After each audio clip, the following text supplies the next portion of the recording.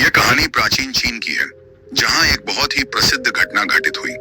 चीन में एक व्यक्ति रहता था जो सन्यासी बनना चाहता था। वह सच में सन्यासी बनना चाहता था या सिर्फ दिखावा करना चाहता था? यह पता करने के लिए वह एक दिन गुरु के पास गया। गुरु के सामने जाकर उसने कहा कि वह सन्यासी बनना चाहता है, न कि केवल दिखावा करना। गुरु ने उससे पूछा, यदि तुम सच में सन्यासी ही बनना चाहते हो तो क्या तुम्हें दिखावा करने की आवश्यकता है? वह व्यक्ति बोला, मैं तो सच में सन्यासी बनना चाहता हूं, इसलिए दिखावे की बात मेरे लिए मायने नहीं रखती। गुरु ने कहा, ठीक है, यह हमारी आखिरी मुलाकात है, अब तुम फिर से मेरे पास मत आना। जब जरूरत होगी तो मैं खुद तुम्हारे पास आ जाऊंगा। इस आश्रम में बहुत सारे सन्यासी हैं और तुम्हें उनके लिए चावल कूटने का काम करना है। ऐसा कहा जाता है कि वह सन्यासी अगले 12 वर्षों तक चौखट के पीछे एक हल्के अंधेरे वाले कमरे में रहकर चावल कूटता रहा। वह सुबह से चावल कूटता, उन्हें साफ करता और शाम तक थक जाता। समय बीतता गया और वह 12 साल तक गुरु के पास नहीं गया। उसने गुरु की बात पर विश्वास कर लिया था कि जब गुरु ने कह दिया है कि जब जरूरत होगी तो वह खुद आएंगे, तो अब उसके पास किसी भी सवाल की कोई आवश्यकता नहीं थी। शुरुआत में उसके मन में कई तरह के विचार आते थे, लेकिन उसने सोचा कि विचार करने से भी क्या फायदा। धीरे धीरे उसके मन से विचार भी कम होने लगे। वह सुबह से लेकर रात तक चावल कूटने का काम करता रहा और उसका मन शांति में डूब गया। 12 साल बीत गए और उसका मन पूरी तरह से विचार शून्य हो गया। एक दिन गुरु ने घोषणा की कि उनका समय पूरा हो चुका है और वह जाने वाले हैं। उन्होंने कहा कि जो भी व्यक्ति उनका उत्तराधिकारी बनना चाहता है, वह उनके कमरे की दीवार पर 4 पंक्तियां लिखे, जिनमें जीवन का सत्य हो और उसके विचारों का सही चित्रण हो, लेकिन यह विचार उसके खुद के होने चाहिए, न कि किसी और के। इस घोषणा के बाद सभी शिष्य डर गए। सबसे बड़ा विद्वान व्यक्ति गुरु के कमरे की दीवार पर 4 पंक्तियां लिख गया।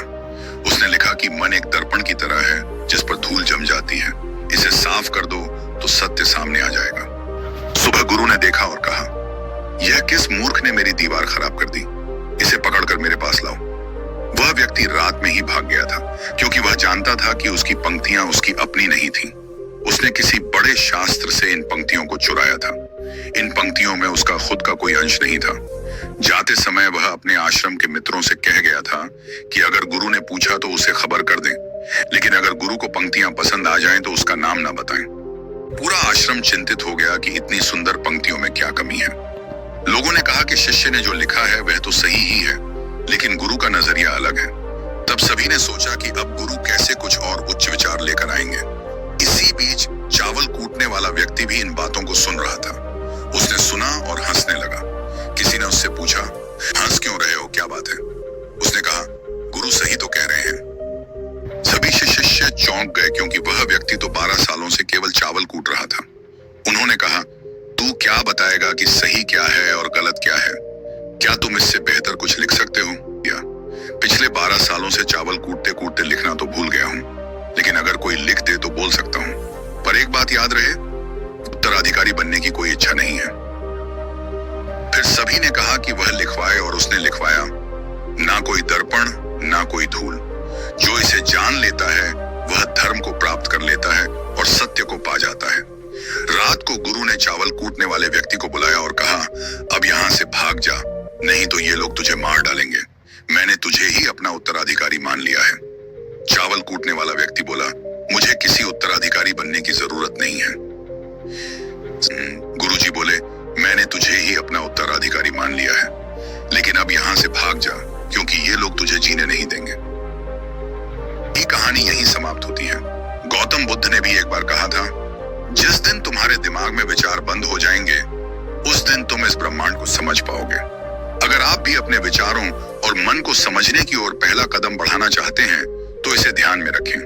मन के विचारों को शांति देने का एक तरीका बौद्ध ग्रंथों में बताया गया है। अपने विचारों का ध्यान देना, अंदर क्या चल रहा है, कैसे विचार उठ रहे हैं, इसका सावधानी से निरीक्षण करते रहना। इसका मतलब यह नहीं है कि आप अपने विचारों को दबाना शुरू कर दें। आपको बस अपने मन को देखना है। मन भटक सकता है, लेकिन जब आपको याद आए कि आप अपने विचारों का निरीक्षण कर रहे थे, तो तुरंत अपने विचारों पर ध्यान देना शुरू कर दें। धीरे धीरे आपके मन में विचारों का उठना बंद हो जाएगा। आप वर्तमान में जीने लगेंगे और उसी पर अपना ध्यान केंद्रित करेंगे। आप हमारे चैनल को पसंद करते हैं और सब्सक्राइब करते हैं तो ये हमें प्रेरणा देता है कि हम आपके लिए और भी बेहतर कंटेंट लाएं। आपकी एक छोटी सी मदद हमारे लिए बहुत बड़ी होती है और आपके सब्सक्राइब और लाइक से हमें पता चलता है कि आप हमारे काम को सराहते हैं। आपके समर्थन के बिना हम यहाँ तक नहीं पहुँच सकते थे। आप जैसे दर्शकों के लिए ही हम लगातार मेहनत करते हैं।